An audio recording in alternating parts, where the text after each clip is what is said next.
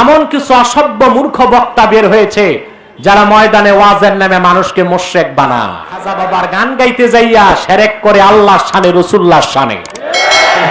আল্লাহ দনরা সুলকে দিয়া গেলেন আল্লাহ গায়ের হইয়া, আল্লাহর দনরা সুলকে দিয়া গেলেন আল্লাহ গায়েব হইয়া, রাসূলের ধন খাজা পাইয়া,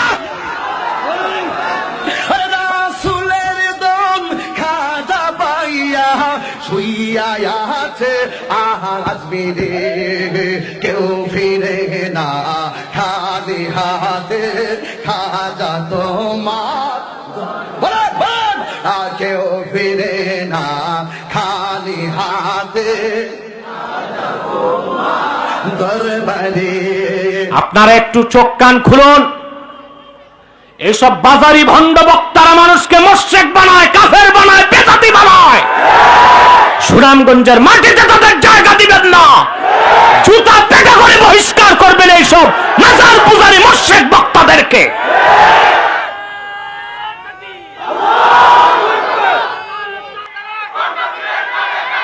কত বড় বেয়াদব সেই মূর্খ গায়ক বক্তা খাজা বাবার শান বলতে যাইয়া আল্লাহর শান খাটো করে। কত বড় বেয়াদব! কোথায় পাইছো এই আউলিয়া প্রীতি? আমরা তো আল্লাহর ওলিদের সম্মান করি যতটুকু সম্মান পাওয়ার অধিকার রাখেন।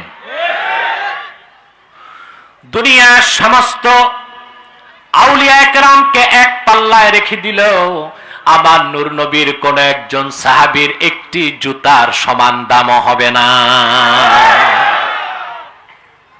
পড়া নাই, লেখা নাই, ভাটিয়ালিয়া আর মুর্শিদি গান গাইয়া তাফসীরুল কোরআন মাহফিল হয় বাংলাদেশ। আমাকে একজন বিচক্ষণ লোক বলেছে, বর্তমান সমাজে আউল বাউল ফাউল এদের ভাত উঠে গেছে। এখন বাউলদের কাজ নিছে কিছু বক্তা। কারা নিছে?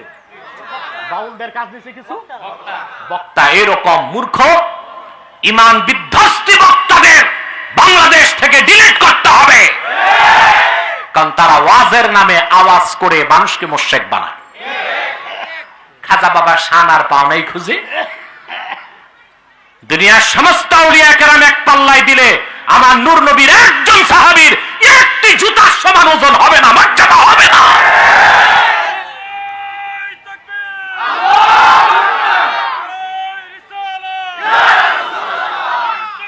আমার ভাইয়েরা, শেখ আব্দুল কাদের জিলানী রাহমাতুল্লাহকে ওনার এক মুরিদ প্রশ্ন করলেন, আপনার মর্যাদা কি সাহাবায়ে কেরামের সমান হয়েছে কিনা? মোল্লা আলী কারি মেশকাতে সরামের কাতে তথ্যটা দিয়েছেন। শেখ আব্দুল কাদের জিলানী রাহমাতুল্লাহ বলেছেন, আল্লাহর হাবিব মুহাম্মদ সাল্লাল্লাহু আলাইহি সাল্লামের সাহাবীগণ যুদ্ধের ময়দানে ঘোড়া নিয়ে যখন দৌড়াতেন, সেই ঘোড়ার পা থেকে যে ধুলা উঠত, আমি আব্দুল কাদের সেই ধুলার সমানও হই নাই। সুবহানাল্লাহ! কোথায় রাসূলুল্লাহর সাহাবীগণের শান? কোথায় আল্লাহর হাবিবের শান? কোথায় আমার আল্লাহর শান? এটাই যে বুঝে না, এরকম নাবালেগ বক্তা দাওয়াত দেওয়া আর আউল বাউল ফাউল এনে গান গাওয়ানোর মধ্যে কি পার্থক্য আছে? না বুঝিয়া বেদবাতন এই শান হারাম বহলো কেন, যেই শান শুনছে নবী ইয়াসিন ইয়াসিন। শান গাইছিল খাজা যেই দিন, যেই দিন গান গাইছিল খাজা যেই দিন। আকাশটা কাঁপছিল কেন, জমিনটা নাচছিল কেন, আকাশটা কাঁপছিল কেন, জমিনটা নাচছিল কেন, বরফের থামছিল কেন সেই দিন, সেই দিন। শান গাইছিল খাজা যেই দিন, যেই দিন শান গাইছিল খাজা যেই দিন। আপনারা একটু চোখ কান খুলুন। এইসব বাজারি ভণ্ড বক্তারা মানুষকে মুশরিক বানায়, কাফের বানায়, বেদাতি বানায়। সুনামগঞ্জের মাটিতে তাদের জায়গা দিবেন না।